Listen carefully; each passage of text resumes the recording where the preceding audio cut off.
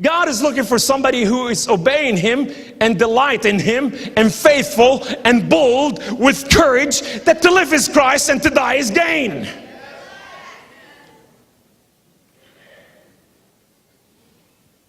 He said, come on, follow me. He gave me a bucket and a mop. He said, go and do the work I'm calling you to do. We are the servant of the Most High. We are not royalty in His presence. He is the King and we are His servant. We are His maid servant. He said, you are my waiter. Whatever I dish, you serve, son. He is the master of the table. Thank God that He allowed me to sit on a table. We are in a spiritual battle in an epic proportion. Woohoo! The church is dealing in God deficit. We kicked God out of our life. Everywhere. Let's start by the school, for example. We stopped giving the children Bible and prayers, and now we are giving them condoms. Dealing out. Today they're dealing out with pregnancy out of wedlock. They're dealing out with guns and gangs, and they're killing each other. They're teaching them about Islamism and socialisms and homosexuality and liberalisms. Your children are being changed in front of you, and now they are putting on the altar of sacrifice, and the family said, oh, God will take care of them. We let them go. Your children are your gift. Your children are your gift. Let me say it for those who did not hear it. Your children are your gift. And God's going to say, what have you done with my talents that I've given you? Well, I buried mine. I didn't care. The second one said, I doubled it. The third one said, I doubled it.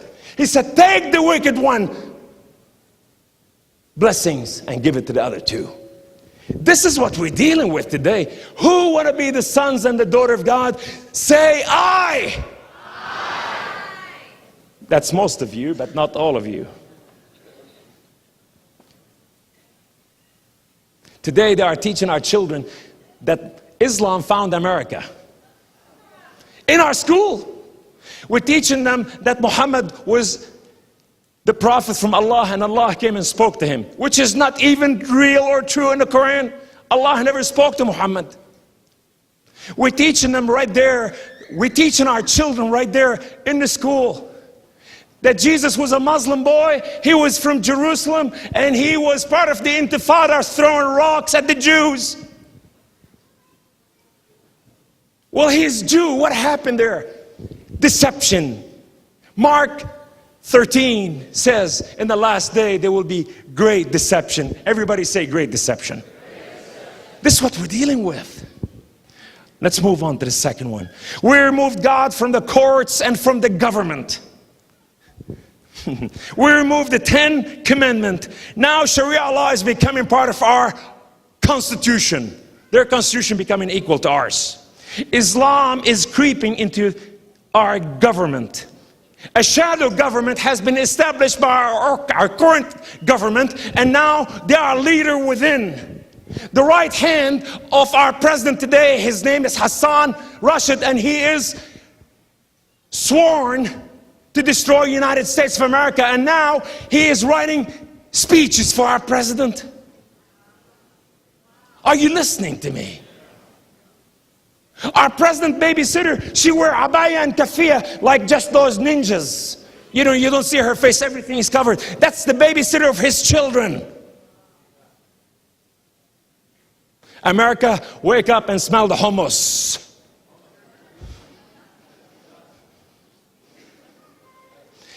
At the DNC, the Democratic National Convention, they asked them, how about God and Jesus and Israel? They said the first time, the majority said no. They said, oops, maybe it was wrong. Let's try it again. What do you think about God and Israel? Should they be part of the convention? Everybody, majority of them says, no. The third time he said, what say you? it was a divide. But he said, I think, they said yes. They didn't want it. 20,000 Muslims was invited to the DNC. There at the DNC were socialism, Islamism, communism, fascism, and homosexuality and lesbianism and cold pink, which is abortionist and whatsoever have you. And now we kick God out of our nation. Church, who are you choosing? Seek Him first. This is a declaration. Our military. Let's look at our military. The State Department, our security, national security, are being replaced with the shadow government. And now they are removing everything about jihad and Islam, and they're replacing them with Islamic tactics. Our soldiers are being disarmed and they are let go with disgrace from military if they're standing for terrorism. Now the terrorists, they are a good social group. They are not terrorists. Even though their book, the jurisprudence said destroy humanity if they are not Muslims. Black is white and white is black. Good is no good and no good is good. Being a Christian nation means to me, I believe, our foundation are inherently Christian. The USA Foundation is cracking. We allowed it in the church. Immorality and deception in our leadership at church, in the government, in the school, in the city, in the society, in the banking system, in the voting, in the education, in this structure of humanity. Today we're calling for Occupy. Occupy. Why Occupy is trying to occupy the United States of America? Because the church doesn't want to do it. They are marching in the street, and the Muslim, the communist, the Labor Department, all these guys are marching with them, and the order came from our highest court. Our president said, do not touch them. It's a revolution. I'm not telling you to go to the street and fight, because if you do this, you are dumber than dirt. What I'm telling you is start fighting by praying for good, because the fervent effectual prayers of the righteous man availeth much. And when we pray, God answers, because our God is not dead, but He's alive, while all other gods are dead. He is a consuming fire. He ain't scared to say, I am. That's sudden, all y'all.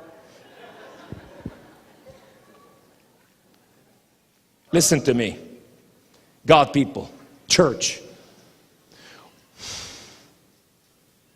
If the church could not fight when victory is at hand, then the bloodshed must be applied for freedom. Let me say it again. If the church would not fight when victory is at our hand, right now we are in victorious place, because we do not fight for victory, we fight from victory as church. God is victorious and He's given us victory if we will use it, if we will allow it. Let me give you a quote here that's really shook my world, and I keep reading it and I'm reading it, and I ask God, like, never let me to forget it again. Okay, you have to show me what this quote is, Lord.